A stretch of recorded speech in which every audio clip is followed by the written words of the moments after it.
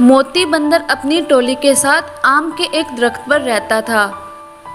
मोती बहादुर और समझदार मगर थोड़ा भोला भी था। तमाम बंदर इसकी इज्जत करते थे और इसका हर कहा मानते। लेकिन इधर कुछ दिनों से बहुत बंदर परेशान थे। बात यह थी कि आम का पेड़ सूख रहा था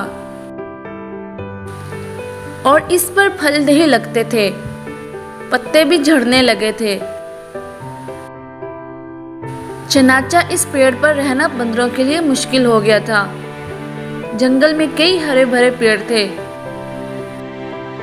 बंदर किसी भी पेड़ पर रह सकते थे और इस मकसद के लिए उन्होंने कई बार मोती से बात की, मगर मोती कहीं और जाने को तैयार ही ना था। मोती को आम के इस पेड़ से बहुत लगाव था। इसके बाबा ने बताया था कि उनकी टोली दादा पर दादा के जमाने से ही इस पेड़ पर रहती आई है। इस पेड़ के आम बहुत ही मीठे हुआ करते थे और ये पेड़ हम लोगों को बहुत साया दिया करता था। मोती को इस पेड़ से बहुत प्यार था। इसे छोड़कर कहीं जाने के बारे में वो सोच भी नहीं सकता था।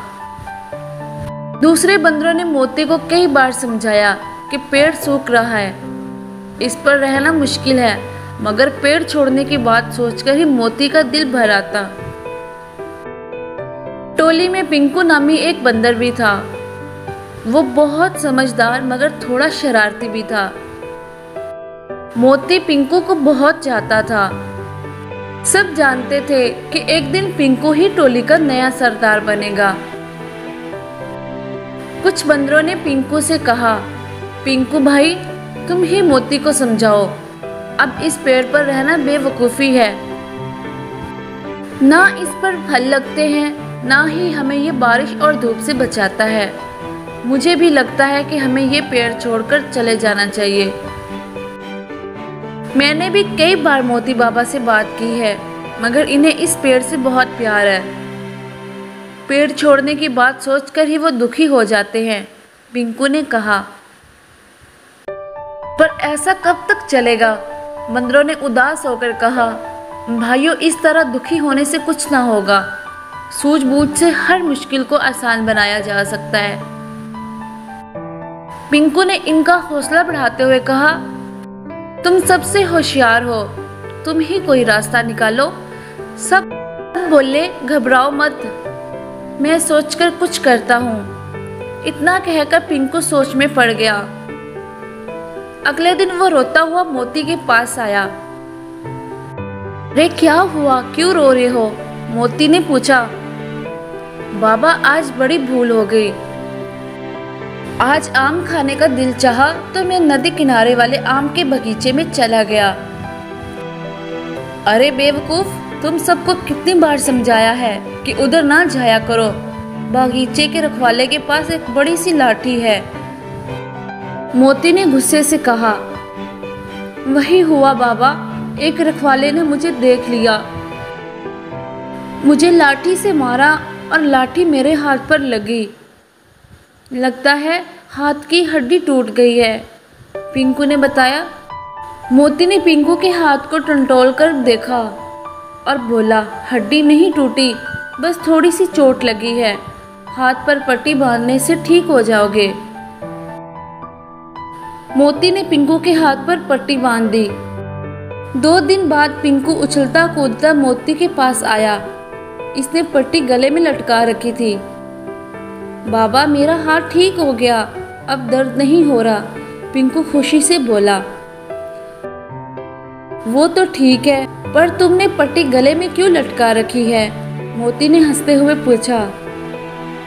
इस पट्टी ने मेरा हाथ ठीक किया है, मुझे ये अच्छी लगती है, मैं इसे हमेशा अपने पास रखूंगा, पिंकू ने कहा। अक्ल से काम लेना सीखो, एक दिन तुम्हें इस टोली का सरदार बनना है। ऐसी बेवकूफ़ी वाली बातें करोगे तो तुम्हें कौन इज्जत देगा? मोती ने समझाया। बाबा, आप भी तो इस सूखे पेड़ से इतना प्यार करते हैं, अब ना इस पर फल लगते हैं, फिर भी आप इसे छोड़कर नहीं जाना चाहते। बस मैं भी यही चाहता हूँ, इसे कभी नहीं फेंकूंगा। पिंकू जिद करने लगा। मोती सोच में पड़ गया और वो समझ गया कि पिंकू की तरह वो भी बेवकूफ़ी ही कर रहा है। सूखे पेड़ पर रहना गलत था। सब बंदर मुश्किल में थे। सब किसी दूसरे पेड़ पर रहना चाहते थे। बस इस पेड़ से दिली लगाव की वजह से इसको छोड़ना नहीं चाहता था। पिंकू, तुम वाकई बहुत अच्छे हो। कितनी आसानी से तुमने मेरी भूल का एहसास दिला दिया। हम आज ही इस पेड़ को छोड़कर किसी दूसरे पेड़ पर चले जाएंगे। मोती ने कहा। ऐसा है तो मैं भी इस पट्टी को फेंक दूंगा। पिंकू ने खुशी से कलकारी मारते हुए कहा। फिर उसने कहा, बाबा एक बात कहूँ, आप गुस्सा तो नहीं करेंगे? बोलो, क्या बात है? मोती ने पूछा। बाबा, मेरे हाथ में कोई चोट नहीं लगी थी, बल्कि आम के बगीचे में गया ही नहीं था। सब एक ड्रामा था। पिंकू ने कहा। पिंकू, तुम बहुत शरारती हो। और मोती ने कहा और खिलखिलाकर हंस दिया। सब बंदर आम के इस सूखे पेड़ को छोड़कर चल दिए और वो बहुत खुश थे। पिंकू सबसे ज्यादा खुश था। अपनी सूझबूझ से इसने टोली को मुसीबत से बाहर निकाल लिया।